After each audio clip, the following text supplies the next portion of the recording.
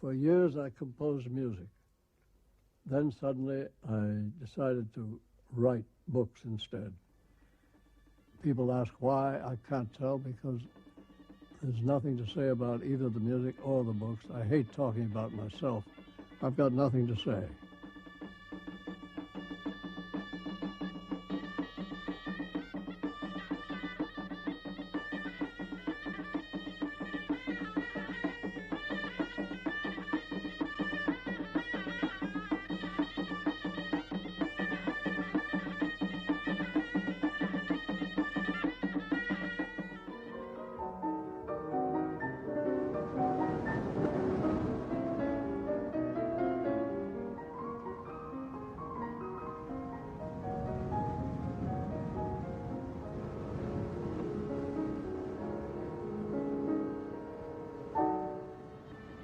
Always, without formulating the concept, I had based my sense of being in the world partly on an unreasoned conviction that certain areas of the Earth's surface contained more magic than others.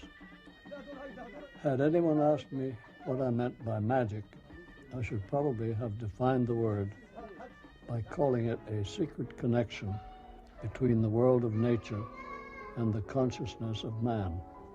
A hidden but direct passage which bypassed the mind.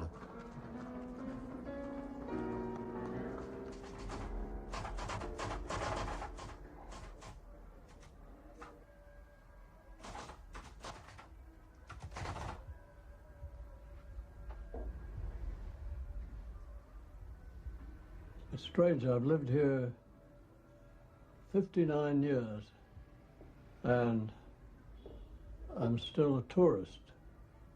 No matter, people think of me as a tourist, and I think really I have to be considered that, although I am officially a resident. But unless one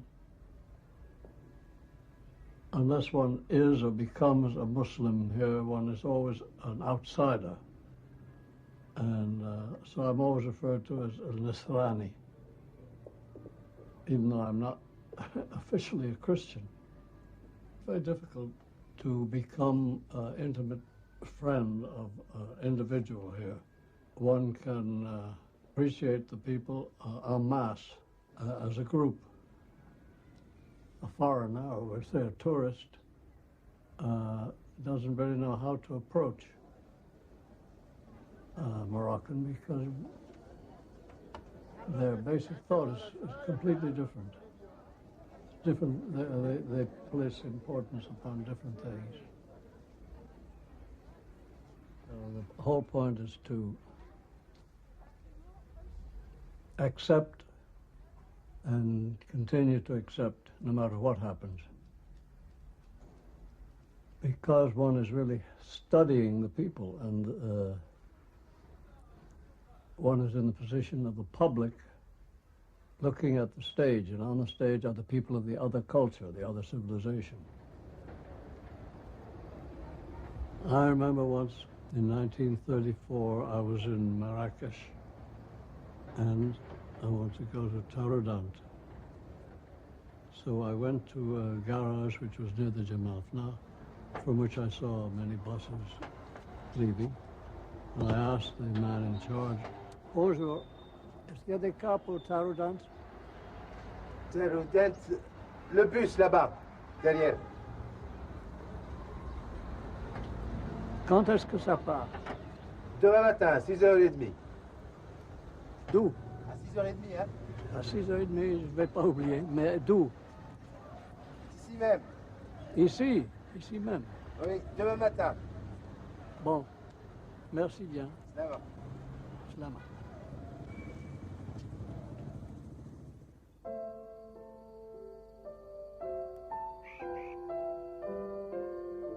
The next morning I got up very early and took my luggage from the hotel to the garage.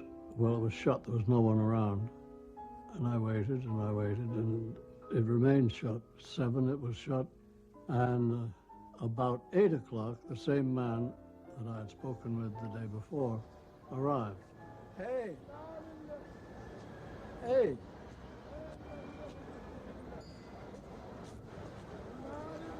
Oui, le car. Quel car? Le car pour Tawaged. Il n'y a pas de car pour Tawaged. Hier, vous-même, vous m'avez dit qu'il y avait un car à 6h30 d'ici, non? Ah, Oui, c'était pour vous faire plaisir. pour me faire plaisir. I had to take a taxi.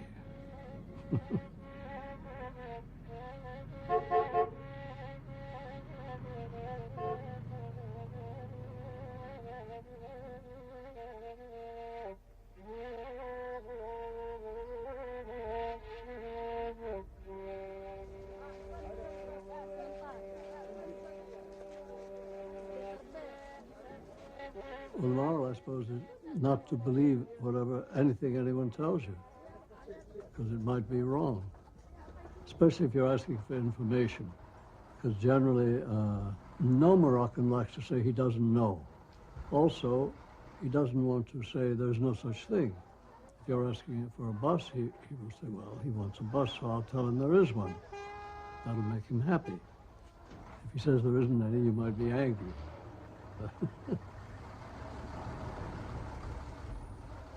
I suppose one needs to count on the eventual dissolution of our European civilization, which will be taken over by we don't know whom.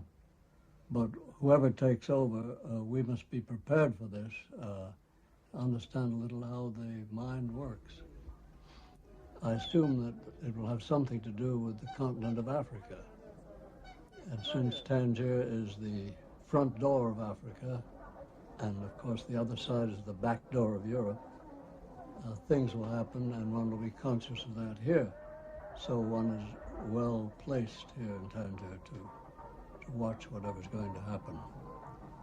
Well, I shan't see it, but others will.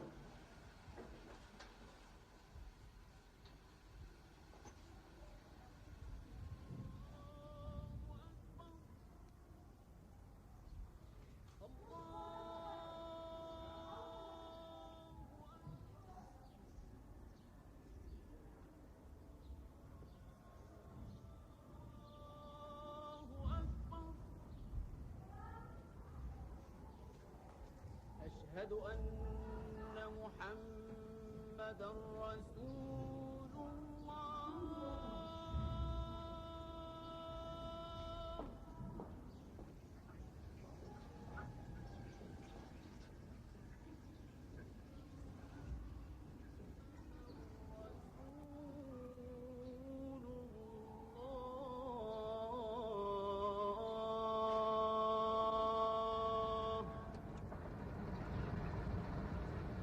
I did not choose to live in Tangier permanently. It happened. My visit was meant to be of short duration. After that, I would move on and keep moving on indefinitely. I grew lazy and put off departure. Then a day came when I realized with a shock that not only did the world have many more people than it had had only a short time before, but also that the hotels were less good, travel less comfortable, and places in general much less beautiful. After that, when I went somewhere else, I immediately longed to be back in Tangier.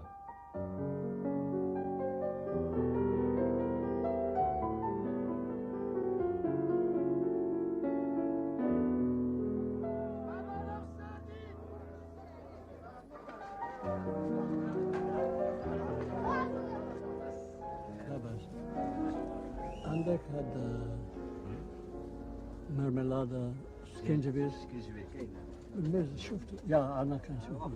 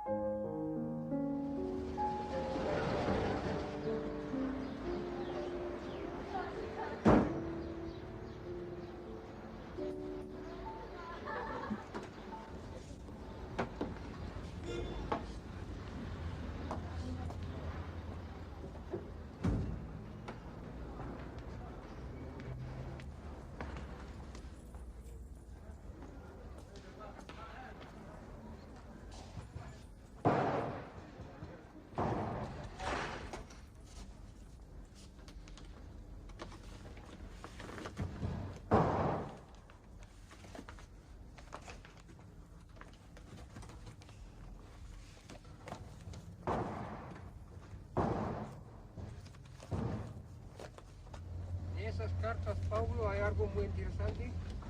No, Nada. no lo creo. Tal vez hay un cheque, quién sabe. Ah, el cheque es muy importante. Siempre es interesante. Ajá. Pues tienes que buscarlo enseguida, muy pronto. Para mandarlo a más. Thus, if I am here now, it is only because I was still here when I realized to what an extent the world had worsened and that I no longer wanted to travel. In defense of the city, I can say that so far it has been touched by fewer of the negative aspects of contemporary civilization than most cities of its size. More important than that, I relish the idea that in the night, all around me in my sleep, sorcery is burrowing its invisible tunnels in every direction, from thousands of senders to thousands of unsuspecting recipients. Spells are being cast, poison is running its course, souls are being dispossessed of parasitic pseudo-consciousnesses that lurk in the unguarded recesses of the mind.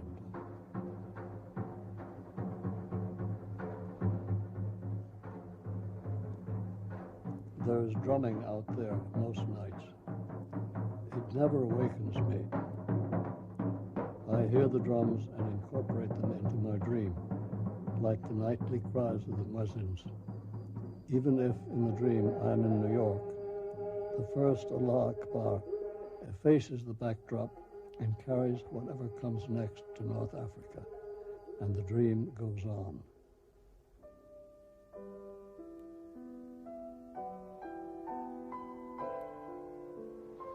Moi, je dois dire, je n'ai pas envie de retourner aux États-Unis parce que ce n'est pas un pays qui vaut la peine de revoir. De temps en temps, je suis rentré plusieurs fois depuis que je vis ici.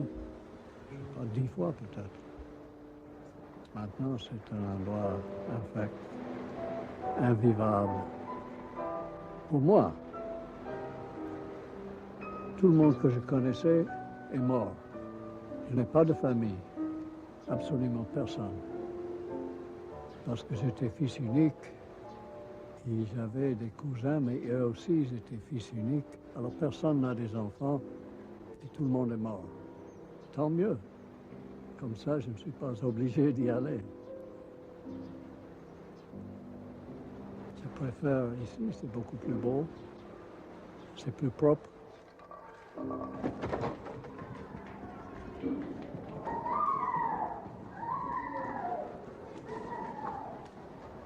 Je ne dis pas, je suis satisfait, je suis résigné, oui.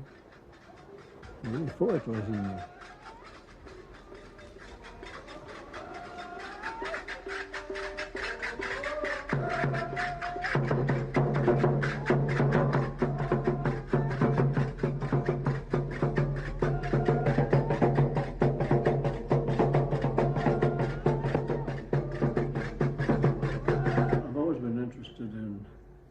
Recording Moroccan music. When I say Moroccan music, I mean really the music of the country. In 1959, I got a grant from the Rockefeller Foundation. So I decided to start work, and I did. And it was going to be divided into 4 separate trips.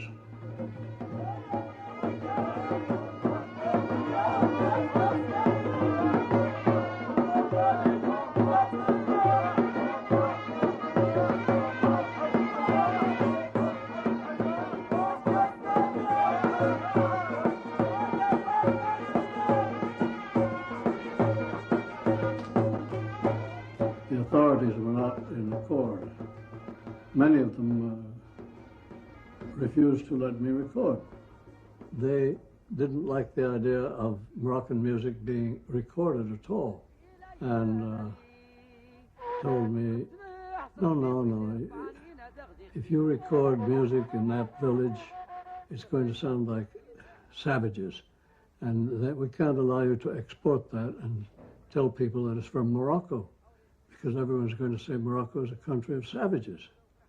I said, no, not at all. It's very good music. No, no, no. And sometimes they forbade me to record anything. I remember I talked to people and they said, I said, well, I'm going to a place called Al-Hajab. And they said, no, how can you? There's nothing there. I said, what do you mean? They said, there are no people. I said, of course there are. And they said, oh, but they don't count. They're simple country people. They don't know anything. You can't record there. Well, that was the idea that people had about of their own country.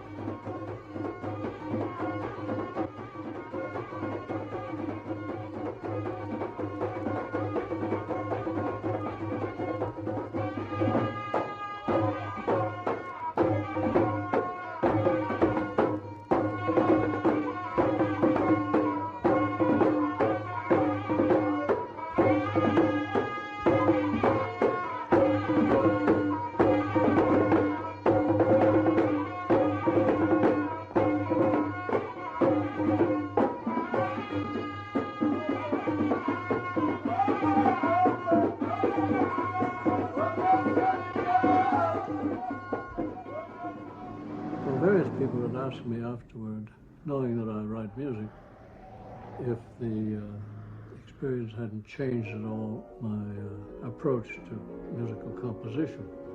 And of course it hadn't, it couldn't. The two musics are far too different from each other. There's no possible way of combining them.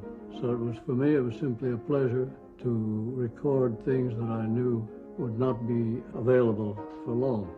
I saved quite a lot of wonderful music from oblivion. Fortunately for the music of Morocco, the past of the country has been one in which the great majority of the people were illiterate. Therefore, they did not write out their stories or their poems and so on. They learned them by heart, often sang them or danced even to them. And that is really a great help for the music today. Another 2 or 3 decades, it would be very hard to find someone who can't read or write. And that, if they were to give their texts, I think you'd find them very different because they have reference. It all has to come directly from his memory and imagination. يخدم في الأرض ديالو سالي كيرجع من الدار وكيورك على واحد المخدة وكيشد عينو شوية شوية كينوض الهوا كيصوت مليح والرعاد البراق الشتا واحد شويش كيجي واحد الطير كحال كبير من الطاقة وكيزقي عليه وكيقول له اعتقني اعتقني. الشاب كيفتح عينو وكيمشي من واحد الزلافة وكيسيب له واحد الكورة كيقول له تزيد كيقول له لا نوض يلاه فحالنا. الشاب كيجلس له على رجلو وديك الطير كيطير. In the early 1950s, I used to go every morning with Ahmed Yacoubi to a part of the beach far out where nobody ever came. Well, this was a long time ago. And now there's no part of the beach where nobody goes, but anyway. And I have a notebook with me, and we would lie in the sun, and Yacoubi recounted stories. They were generally very funny. Well, he was particularly good after he'd had smoked keef, and the stories were funnier. As he spoke, I would translate them into English as fast as I could. And I enjoyed doing that.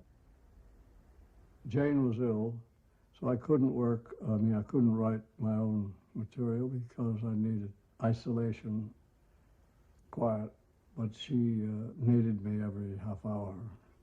So I gave up trying to write, but I did want to work every day, so I worked on these translations. And they took all my time. And then I met Mohammed Marabat, and he began telling stories. They weren't meant to be funny, and they weren't meant to be true either. They were inventions. حتى وصلوا لواحد الجبل جا في وسط البحر، وقف عليه قال له هود راهو ما كيتسناوك من تحت. الشاب هول ديك الجبال وجبر واحد الشيباني وقف وجلسوا وعاد نعملوا له يا تاي شرب تاي. واحد البنت هي اللي مقابلهم. الولد بدا كيشوف ديك البنت والبنت كتشوف فيه. جا الشيباني قال الولد عجبتك البنت؟ قال له ياه محسونه. وسول البنت قال لها بنتي عجبك الولد؟ قالت له ياه له بابا. قال لها مشي جيب الريقالو ديالك. مشات وجابت الريقالو ديالها واحد الجوهر وعتاتو له عملو في عنقو وسلم عليهم وطلع بحالو وقال لهم انا ماشي نرجع قريب، وجلس على الرجلين ديال ديك الطاير والطاير طار. في الساعه ديك الولد اللي فتح عينو مخلوع وحنا على عنقو وكيجبر ديك الجوهر معلق حقيقي في عنقو. قال هادشي كخيالي، هادشي كيظهر صحيح. نهار اللي نكون راجع ماشي نعاود بالمنامة وماشي ندي في يدي الهدية ديالي. Comes almost every day, but isn't doing any more stories at the moment now. However, he's published 10 volumes already, so he doesn't need to work anymore. Ever since I started publishing the translations of Moroccan texts, it has annoyed me because the critics don't seem to know the difference between my own texts and the translated ones. And I see a great difference between them. And that, I must say, that annoyed me very much until I began to see that I was changing my own style and making it rather more like a translation. So I think I'm pleased with that because I think it simplified my writing. هنا كنفضيو هاد القصة تقدر يكون حقيقية تقدر تكون خيالية. The Moroccans claim that full participation in life demands the regular contemplation of death. I agree without reserve. Unfortunately, I am unable to conceive of my own death without setting it in the far more terrible mise-en-scène of old age.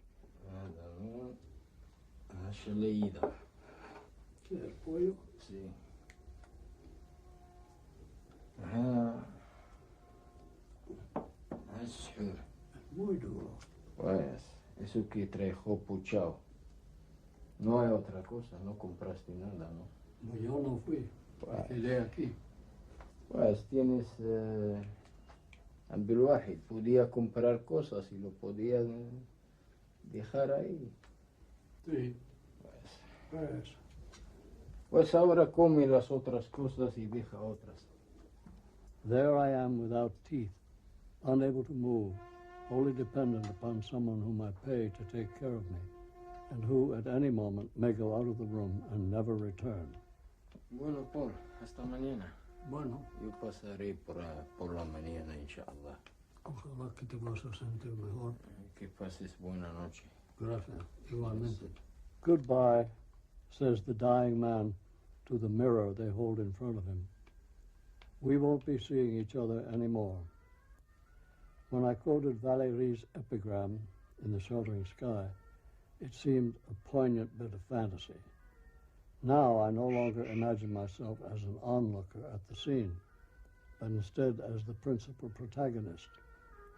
It strikes me as repugnant. To make it right, the dying man would have to add 2 words to his farewell, and they are, thank God.